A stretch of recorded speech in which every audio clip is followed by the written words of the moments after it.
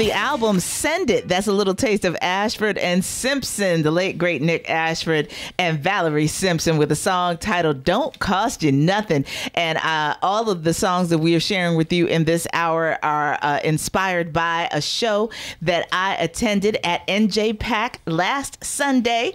Belated birthday present to me to go check out the James Moody Jazz Fest, as it was there featuring Christian McBride and his big band. He was serving as musical director with a whole host of guest artists that were paying tribute to Ella Fitzgerald and Dizzy Gillespie.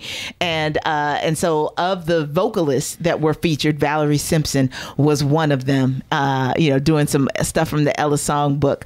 Beautiful, beautiful talent. And of course, a huge talent in her own right, aside from the vocals, with all of the amazing hits that she has penned either solo or in conjunction with Nick Ashford over the years, that are a part of the Motown catalog, but also a part of what we think of as pop and soul music extraordinaire. And so she's a little teeny tiny thing too. I didn't think I realized just how small she was until she stepped on stage, and even in 5-inch heels, she was still so much shorter than everybody else. Yeah. But just big talent. And so we're going to have some fun with that throughout the course of today's program. But it is time for Reelblack Radio. Shout out to those of you checking us out on Facebook Live, and Mike Dennis is in the house. Hey, Facebook Live.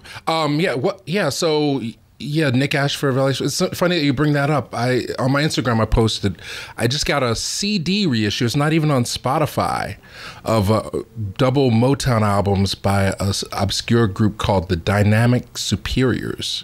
Okay. And their first two albums, they did a song called Shoo Shoo Shine.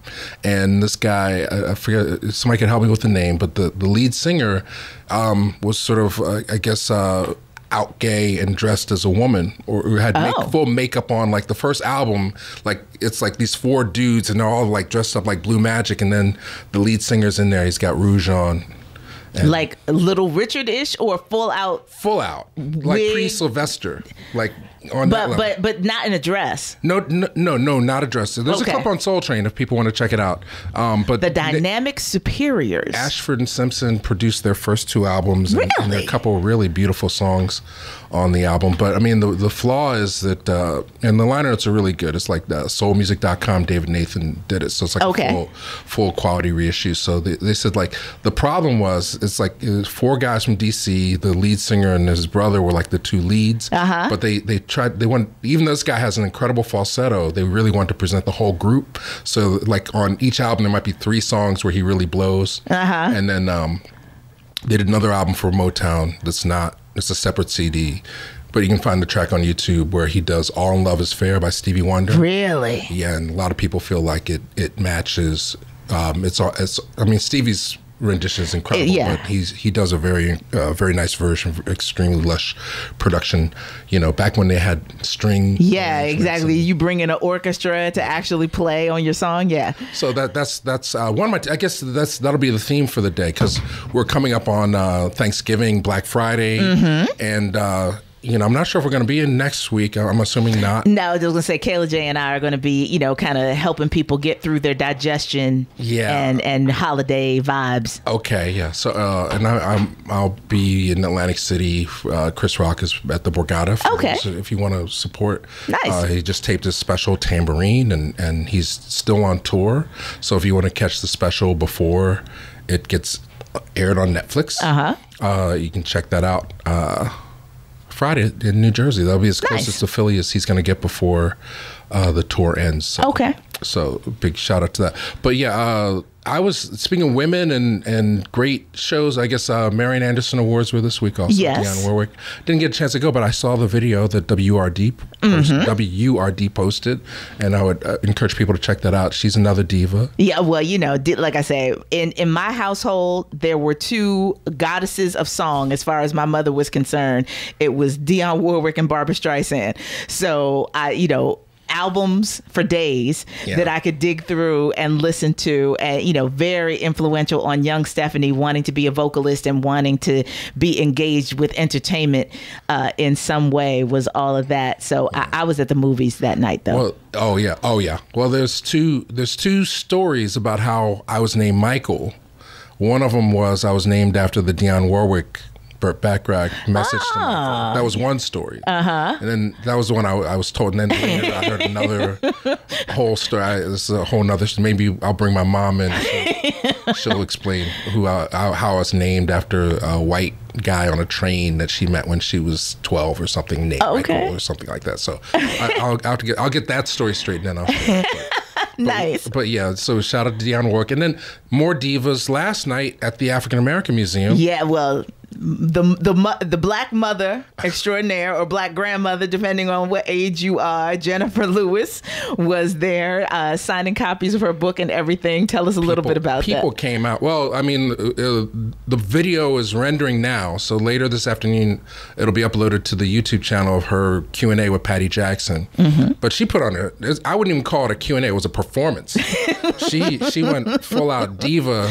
She acted out every story, and then she has no filter. Yeah, no, listen, when I knew she was coming on the air with our morning team, I said to them, please remind them that it's live radio. Please remind them that it's live radio, because we don't have a bleep. Yeah, there were a lot of, yes, right off the bat. Yeah, I guess I should have put a parental advisory before the video. Hopefully children won't be too exposed. But yeah, it was a fun night, and she just put the warning in the comments as you post it. I'll have the description. I didn't even think to do it before. But I mean, just amazing, and just so much energy. Yes. And then she brought more energy to everybody, and sold a lot of books. I mean, the line was around the block. I mean, it's one of the biggest since maybe Pam Grier might have been as big, but one of the biggest book signings I've seen in a long time at African American Museum. Shout out to Vanessa Lois Scambati for putting that together. And yeah, look for the video later, and definitely support. I mean, she's very revealing in this new memoir, The Mother of Black Hollywood. So so that's a recommendation. And then I guess not to beat with a whip, but I guess the stock of Kleenex went up last night or 2 nights ago. Yeah, I was going to say Queen Sugar. Lady, okay, so I'm looking directly in the cameras for those of you who know. I cry every episode. I do. And I openly admit that because the writing is so good. But Ava was so wrong for writing the end of that episode the way she did. Because honestly, I was like, ooh, all the way through the first 87 minutes or so. Okay. And until the end, I was ugly crying. It's a scene because, I haven't seen it yet. So I will just say, without spoiling the content, that one of the reasons why people love Queen Sugar is the relationship between Ralph Angel and his son Blue. And so they ended the season with a scene with the two of them. And so it's just being able to see Black fatherhood, to be able to see no hypermasculization in the interaction between this man and his little boy. It's just genuine love, trying to raise a little boy in surrounded by love and honesty and openness and all the things that they do. And the whole family loves up on this child. So it's another one of those things where you don't feel like everybody's siloed. Right. You know what I mean? The entire family parents this little boy. And so there's such a tenderness to the way that they treat him and the way that his character interweaves in their spaces and how they yield to him and give him room and direct energy toward him. And so you'll feel that. Yeah. If you haven't seen it yet, if you're going to watch it on demand or DVR like Mike is, I'm just letting you know. Yeah, no, it's a beautiful show. I mean, the show is brilliant because it shows so many different levels of our existence. Yes. And then it's also, family is the most important thing. So this whole season, you see Ralph Angel start to bring things together full circle and kind of heal. And that's something that we're always, that's always in discussion, like how much healing do we need? So definitely check that out. And then I guess the second half of the show, I have a special recording, Sonja Sohn, who directed the movie Baltimore Rising. Yes. We're going to share some interview with her and then talk about some things that are coming out today. Yeah. But before we go to break, how much time we have? We got about 4 minutes. All right, I'm going to go real quick. These are new things that I recommend, and people on Facebook Live can see. Yes. Stuff. They've been sending me some of the stuff. Some of the stuff I actually paid money for. But Who's Streets? Yes. We remember this movie, yes, right? We talked to the filmmakers during Black Star this year, and so now it's available on DVD. Okay. Yeah, and only on DVD and not a Blu-ray. Okay. Now this is Blu-ray and DVD available, but you have to buy them separately. This is Gospel According to Al Green. Nice. Which is one of my favorite music documentaries. It's Robert Muggy. Yes. From the 80s. We got to get him back on. Yeah. We've been trying. It's like he's moving around a lot. Well, and health issues in his family. Yeah. So we delayed, but when this was released, we talked about this the first time we had him on the show, and so I look forward to bringing him back now that this is out to talk about the making of this, because it's just as fun as I'm sure whatever you're going to see on screen. Yeah, and Robert, he's was based in Philly for years, and he made some of the best music documentaries of the 80s. He had a deal with a British television service, so he did that. He did a movie with Gil Scott-Heron, and he also did a movie with Sun Ra, and one with Sonny Rollins. Yes. One Saxophone Colossus, and Ruben Blades. Blades. So they've all been reissued, remastered. He's taken the care himself to restore everything from the negatives. Yep. Beautiful, beautiful, beautiful. All right, this one, JD's Revenge. I mean, you can't see it if you're not on Facebook Live or watching on YouTube. But JD's Revenge is coming out from Arrow Films, which is a great British reissue label, and they do deluxe editions. This has both the Blu-ray and the DVD version of it, and tons of special features, including a brand new documentary with Glenn Turman and the director and the writer. I mean, it's one of those crazy cult movies where this pimp is reincarnated. In New Orleans. It's blaxploitation horror. People love this movie. So I just want to let people know JD's starring Revenge. Glenn Turman, Lou Gossett, and Joan Pringle. This is a popcorn and wine kind of film. Yeah, I'm so sure. when the spirit of the dead pimp comes and he exacts revenge. Look, I was surprised Glenn put his name on this and did an interview, but he knows that people love JD's Revenge. Oh my goodness, that's great. You talked to the woman last week about that. Yes, Chasing Train. So now it's available. This is Blu-ray. Right? That's a Blu-ray, but there's also on DVD. Okay, and there's also streaming. A lot of these movies, if you don't have your players hooked up, you can go on Amazon or iTunes and find them as well. Yes, excellent. Ooh, look at the cover. So Chasing Train, that's beautiful. The original artwork. There's actually 43 extra minutes of bonus features on there, including an interview with the person who did all the paintings.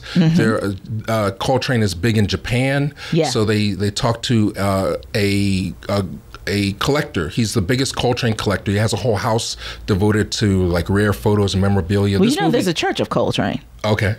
Legitimately. So there's a church. There's a Church of Coltrane where they conduct all of their services are with Coltrane songs as part of the hymns of the church. Right. Yeah. Well, yeah. There's nice special features, and then.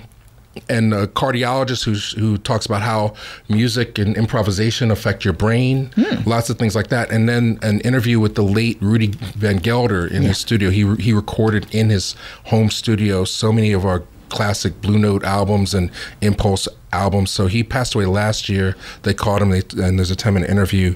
We definitely will have Tariq Nasheed on later, but this is his latest movie. It's out on DVD, 1804, the Haitian Revolution. I think it's one of his best. I mean, he's done all the Hidden Colors movies, dealing with racism and in America. Yeah. This is a full feature where he's talking to historians about the Haitian Rebellion, how it was formed.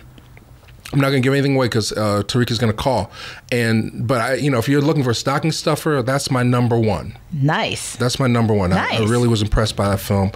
Shout out to Tariq. And this is a British import, but I know people, based on the conversation that you had earlier today, I know the gentleman that called, he's going to want the France Fanon Black Skin White Mass.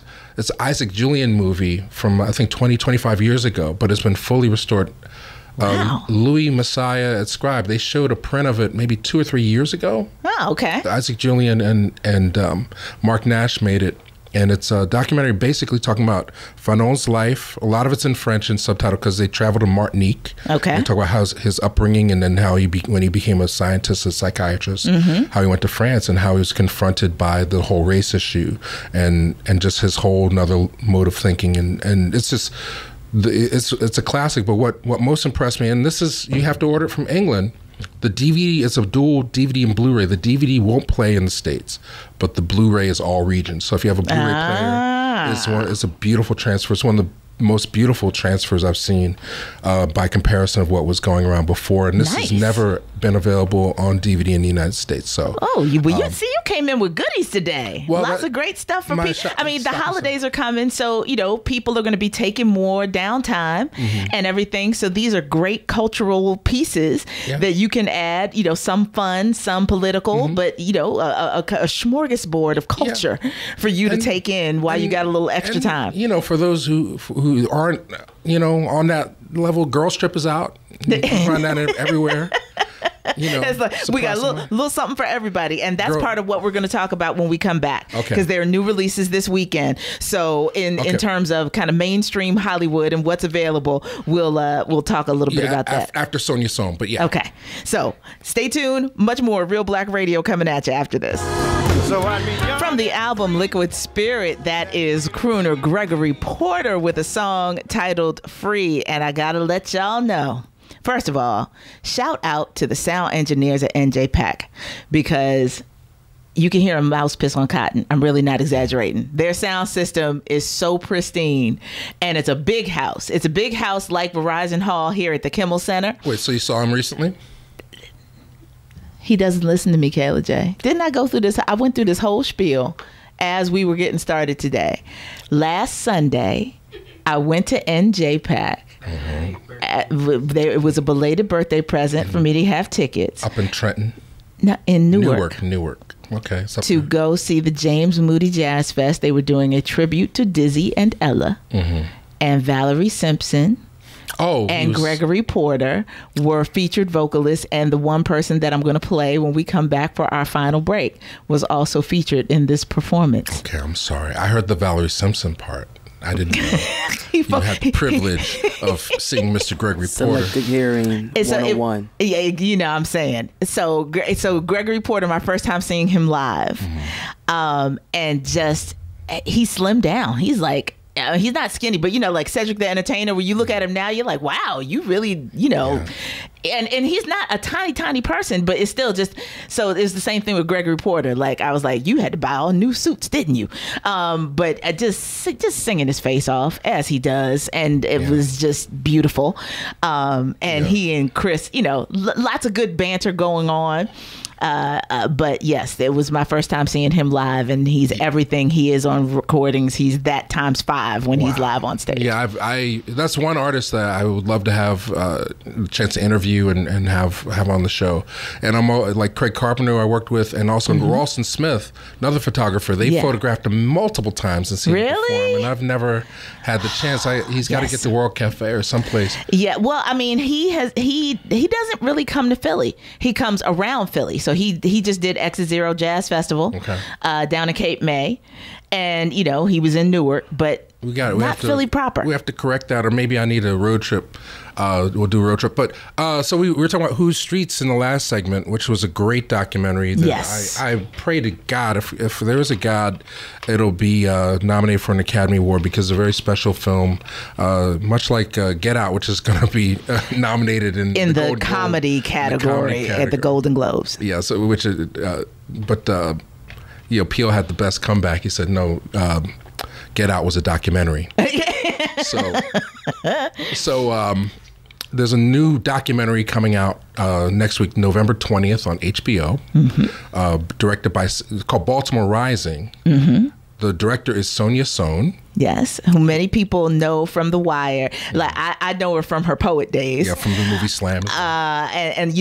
But this whole idea of the connection that so many of the actors made in filming The Wire with the surrounding Baltimore community, and it's an ongoing relationship that they nurture. Right, and then a lot of them have become more involved in the community and continue to become involved. I mean, Miss Sohn, she had for 5 years Rewired organization in Baltimore, trying, in an attempt to just revitalize the community. And of course, Wendell Pierce owns grocery stores and all kinds of things in New Orleans after Katrina. So very, very, very important film. I want everybody to look out for it, support it. It's about the Freddie Gray.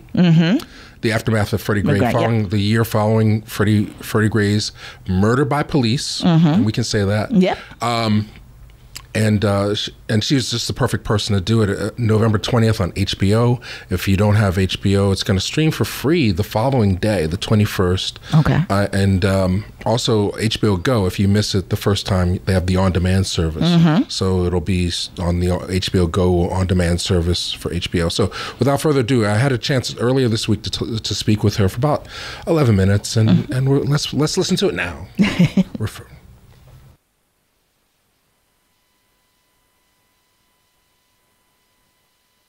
A very special guest on the line. With us is Miss Sonja Sohn, who has a brand new movie called Baltimore Rising, which debuts on HBO. Welcome. So, I mean, this is the first film that you've directed, but we're coming up on the 20th anniversary of Slam, which is where I first discovered you, and of course, most people are aware of The Wire, of course. So, how did this come into your lap as a movie that you wanted to take on as with your name above the title?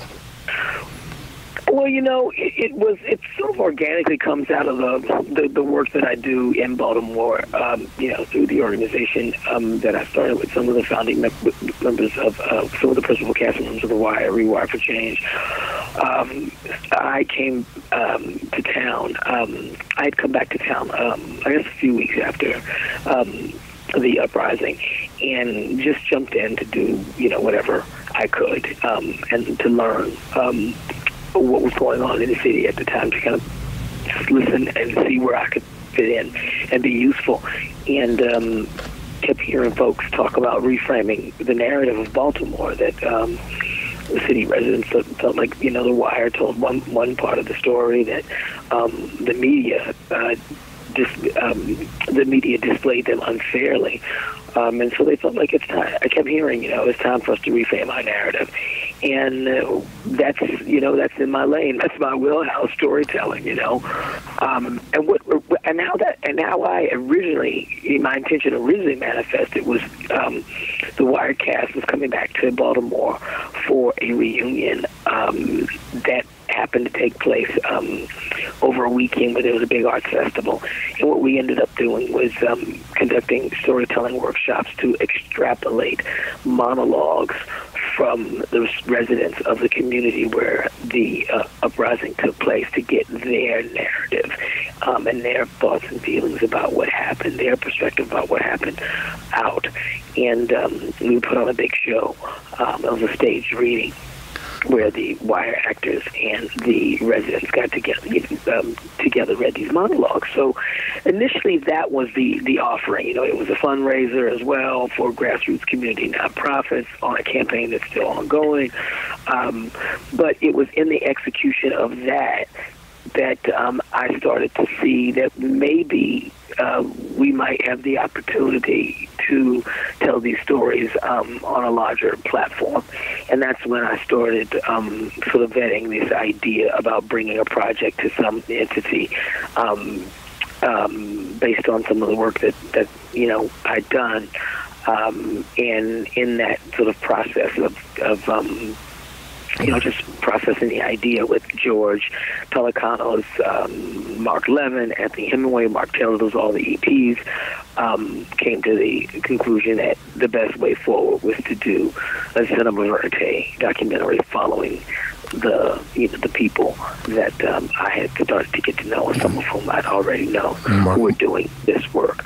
And one thing I knew was that I knew how hard the people in this town had been working to change. I had been working on the ground for 5 years. prior to the Freddie Gray incident. I had seen the frustration and been a part of that, and felt that frustration of trying to push a boulder up a hill. Every time you're doing the work, you see so many obstacles, and you see so many preventable obstacles. And so I'd known that frustration, and once I also heard the people of Baltimore during that time on the news really having a more sophisticated conversation than I felt I was hearing nationally around that time. Folks were talking about police brutality, but they were also talking about the roots of the frustration and the anger, and what the police brutality is tied to, or what's at the bottom of that. And so that was also inspiring to me, and that was a part of the, I always kept that in mind. Without question. I mean, I'm a big fan of your work. I mean, and it's good to hear Mark Levin is involved. I mean, he did Slam, of course, and that Slam is a movie people need to check out, because that was talking about prison industrial complex. Was you and Saul Williams, of course, long before. Today it's like it's in everybody's vernacular, those issues. But and then I also know, I mean, with your work with Rewired, I mean, you've been doing the work forever. It just seems like now with the cameras that are available, where it's becoming more part of a national dialogue, an awareness, and there are a lot of systems that are being dismantled as a result of more communication and so on and so forth. And it's so great that this movie is going to be on HBO starting November 20th. So that's another full circle thing for this movie, Baltimore Rising. I came back to Baltimore after the 2008 election with a real fire in my heart to give back. And I got to tell you, I probably came to the work very much like anyone would, bleeding heart in hand, a million ideas. And I, quote unquote, got to work. And in that process, I discovered all that I didn't know. I began to learn what I needed to learn in order to serve and be more impactful and to be more impactful on the ground. But most importantly, when I met organizers and community advocates and activists in this city, cops like Russell who care about the city, but their work is in another lane, and I felt like I met my people. I was completely taken with people who were dedicated to bettering, community and the lives of underserved people. I thought that, they inspired me, made me see that, wow, if I hadn't gone into acting or in something a creative field, this is really what I would be doing. I found a passion. And I've always been impressed by those who sacrifice so much time for, in this work. And I just wanted to highlight that work. I believe that we live in a time right now where every single person on the planet has got to devote some amount of time and talent to the evolution of humanity, to ensure that we move forward in an equitable, just fashion towards freedom and equality, for all, and really freedom. And there are, factions and forces right now on this planet that are very, they have a diabolical intention. And I don't know if anybody sees, how that strategy is being executed and unleashed, on the world on many different fronts. But we can no longer just sit back and sort of skate into our future thinking that everything's going to be okay.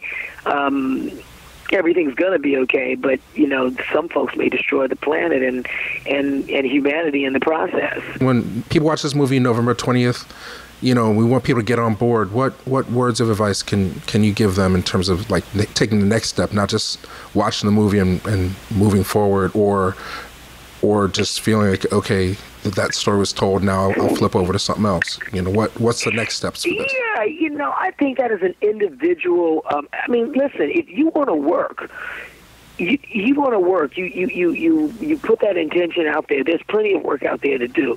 I think that, but I also think it's very important how to work smartly in this environment. And I think stepping your toe in the water first. Excuse me. Really thinking about the gifts, like the unique talents and gifts you have to offer, and the amount of time you have to devote to that, and really just start doing it. Start offering, your time to research organizations and out there in your community that are doing work that you want to support, and then just make yourself available to them. I would say don't come with an agenda. Just come say, hey, I'm a body. I have these gifts and talents. I'm willing to be a part of something bigger and to collaborate in any way, shape, or form, or just to serve. And just start there. I think sometimes we come into communities with ideas and initiatives, and without having listened to the community or even being familiar with the community, and that's always a bit troublesome. But I think if you just come humbly, with open hands and open arms, and willing, we become an army and we can move mountains. And that's what we need. I have no trust in this government that the government's going to, come and like you say, save us or fix this. I mean, we're part of a system that is built upon, the fact that there's going to always be an underclass. Whether it's slaves and black people or immigrants or women or, the poor. There must be an underclass, and so, woven into, the fabric of this, this system that we live in is a hypocrisy. So, if we stop, having these sort of elusive, these ideas, these illusions of, one day we're all going to be, we're all going to live in a system or a society that's equal and just. The only way that that's going to happen is if we completely dismantle the system, and any, form of sort of, violent revolution is out of the question. We live in an era now where the Second Amendment is not going to, save you from. That's not going to help you overturn your government or change the system. We are in what we are in right now. I do still believe that we need to look for other tools.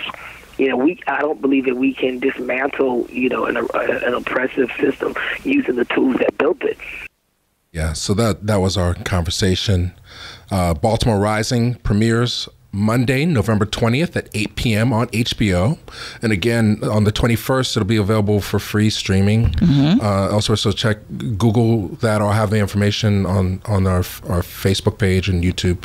And just a powerful movie, Baltimore Rising. Yeah. Absolutely. Well, we're going to take our final commercial break of today's segment and come back and give you some more movies you might want to check out as you ease into your holidays, as we conclude this week's edition of Real Black Radio. Hang tight. You're so strong, got to keep on, keeping on, keeping on. From her album Fellowship, that is the sultry voice of Liz Wright with a remake of the Gladys Knight and the Pips tune and the Temptations. That was one of the ones that kind of made the Motown rounds. I've got to use my imagination. And she was the third and final vocalist to round out the tribute to Ella at NJ Pack last Sunday. You're just reverberating last Sunday for yourself. Because they was so good.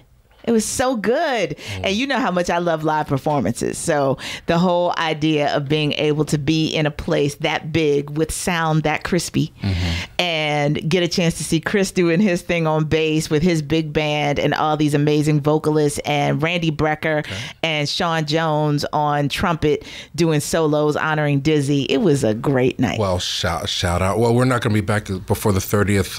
I had a chance to film Odine Pope Trio. Nice. And they're going to be, I think it's South. They're doing a show for J. Michael Harrison. Michael's been inviting me to the studio to film their live performances, and the first one of those clips went up yesterday. So check it out on YouTube, Real Black TV on YouTube. And then if you enjoy it, buy the ticket, support J. Michael Harrison and South Odine. I was going to say, I always have plenty of love in my heart for J. Michael Harrison.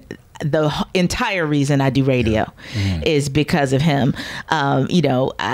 The being invited on as a guest on the bridge, and then to guest DJ an hour with his 5th anniversary show. And that just kind of led you just to dated me yourself being involved. He's celebrating 20. 20, I know. Yeah, I met him basically. I filmed his 10th anniversary at the Painted Bride, and then we filmed the 20th a few weeks ago, and clips of that will start showing up on the channel. And, so support that. And then if you love live music, and Sunday, shout out to Walking Bear. He has brought it with Tony the powers. Tony Allen. Loose ends. Loose shoes. I got a loose shoe. Loose ends. Shoes, he said, Kayla J. Great movie starring Bill Murray. Don't front on the loose shoe. Touche. They're going to be at Ardmore. Yeah, I will be there. Okay. What's your favorite Loose Ends song? You Can't Stop the Rain. Okay. So you'll be up front. I'll be there too filming, so I'll try and get close up. I spoke to Jane last week, and I geeked out. Okay. And we had a good time, and I told her that if she needed somebody to be the rowdy one to get the crowd up on their feet and doing it, I volunteered. So that's gonna happen. First Philadelphia live performance. It's exciting. Yeah. So support Loose, and Lady Alma's opening. So you got to get there early just to get the vibe. It's gonna be silly. It's gonna be silly. We're just gonna have a great time. This is gonna be crazy. So anyway, movies out this week. Well, first off, if you're home right now, and you have Netflix or you have your friends' Netflix, like put in your list Mudbound. This is a movie that people are going to be talking about for a long time. I mean, and Charles and I, we're going to discuss it. When I first saw it, understand this is a film that's based on a very popular novel. And I think what Dee Rees has done with it is amazing. It's about two sets of families that find themselves back at a plantation in the South post-war. So it's weaving all these different things. There's a huge budget too, but it's weaving all these different things. The white man comes back, and he's alcoholic, and he befriends the black guy. They come back to the same town. They both had some experiences in the war that have changed their life, but they're stuck back in the system of the South. And it prevents friendship, it prevents true expression, and there's all kinds of hate. There's a huge dynamic. It's not necessarily going to make you feel super great at the end. It's not Girls Trip, but it's one of the best movies of the year. And I think Mary J. Blige in very little makeup, which she talks about struggling with. But just the whole idea of how you can bring people with various expertise in areas and help them understand the role that they can play in telling a story. So I'm excited to see it. And it's Dee Rees' return to big screen cinema, because it's also playing in theaters in certain cities. The same day it premieres on Netflix. She also did the movie Pariah almost 10 years ago, and then she did Bessie for HBO. So she's one of the most She's got a talented great eye. I mean, a really great eye. So that's why I'm interested to see how she weaves period piece and the cinematography and the storytelling and all of that together in this. Pack a lunch. Don't do the Netflix and chill. You really have to give this your full attention. Keep the lights. Watch it at night, hopefully, and just really immerse yourself in it. Stay with it, because if it's one of those like you take a break on and you leave it, you're going to lose the full impact. I really recommend. It's really a movie you should see in theaters, but I think it's great that Netflix is supporting it. Also opening today is The Star, which is an animated film produced by Oprah as a camel. Well, Devon Franklin is the reason why I'm tuned into it. I mean, it's basically the idea, the story of the birth of Christ told through the animal's point of view. Yes. So everybody that was gathered around the manger has something to say about how all this went down. So if you have kids and you want something spiritual, The Star. Why you gotta have kids? I don't have kids. I love animated films. You gonna watch that? Oh yeah. Well, okay. All right. So you'll be the only one. You'll be the only one at the 10 o'clock show, sitting there geeking out. What do you exactly? What's your food of choice when you go to the movies? Fruit snacks. Welch's. You don't want to hold it up. Welch's fruit snacks and watching The Star. Wonder Wonder is out also today. I had a chance to interview R.J. Palacio and the director Steve Chbosky. They were in town. They have a slew of screenings, and this is one I really had to revert myself back to because from my adult black nationalist quote unquote gaze, this movie was very problematic for me in a lot of ways. I'm not sure if this is meant to inspire my kids, but what it does is teach a mutual understanding. It's about a kid who has a facial deformity, and he's several. It ain't just one. He's been homeschooled, but he's got a heart of gold, of course. Of course, right. So he goes to school, and he has the same issues that everybody has when they're new to a school and they're in their tweens, making friends and stuff. But it's exacerbated by this prejudice. So it's sort of about, and then it flips it. It's not just about him, but other people and how they relate to his existence, from his sister to people that befriend him to his families. So it's sort of a Rashomon tale. So basically, not giving anything away, it's about we all have our issues. It may not be as visible as a facial deformity, but if we learn to see ourselves inside one another, we can all make the world a better place. Wonder. Today. Mike doing his own personal trailer. We're almost out of time, so I will just say Justice League. Justice you saw League. It. Did you like it? I did, not as much as I like Wonder Woman. Okay. And it's under the bias that it's a Brett Ratner film. Well, he put money into it. Yeah. So he found the money for it. Well, yeah. So some things could have happened differently. I appreciated everything about the brother playing Cyborg. Except one line they gave him. I was like, for real? When he said he was scared or something? No, I'm scared. I don't want to die. No, when he said booyah. I was like, really? At the end? Well, yeah, I was like, that was a shout out to the Marines. I mean, the whole movie is about we saw it together, but we didn't know we were in the same room. But in IMAX, so they bring all the DC characters together to fight.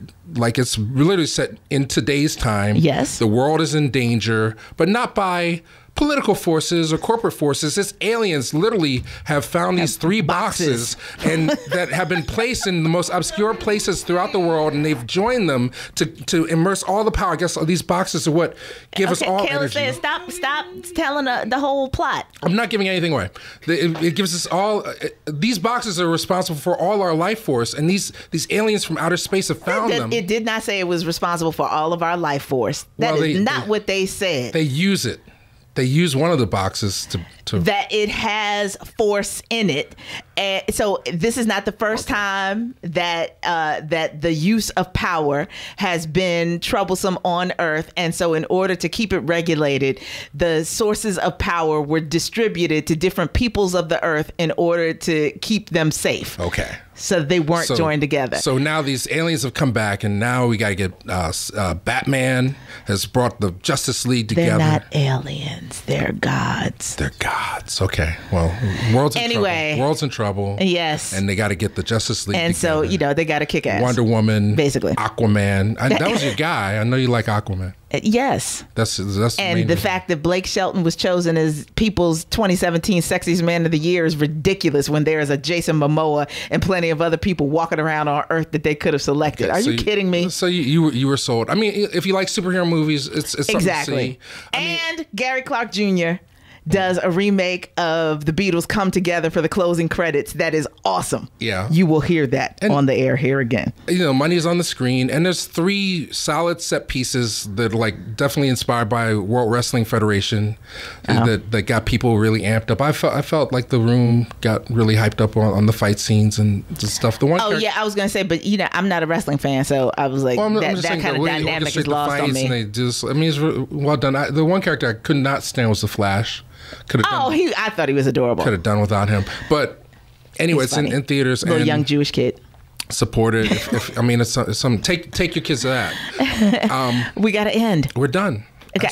That's all I got. Well, I don't know. Did he hung up? Sorry. So just good to see that you called in, Brother Okang. Hadn't heard from you in a while, so glad to know you're out there, but we got to make room for Brother Shamari. Mm-hmm. Don't forget, next Friday is Black Friday, which means that we're going to keep it black here on Word Radio, and Kayla J and I are going to join forces in playlists and keep you grooving through your holiday digestion and family time and what have you, with a dedication to cover songs. But Brother Shamari is coming up next, so make sure you keep your dial locked here on Word Radio, 96.1 FM, 900 AM, and I'll be back next Friday for my next TGIF edition of The Source. Until then, take good care, everybody.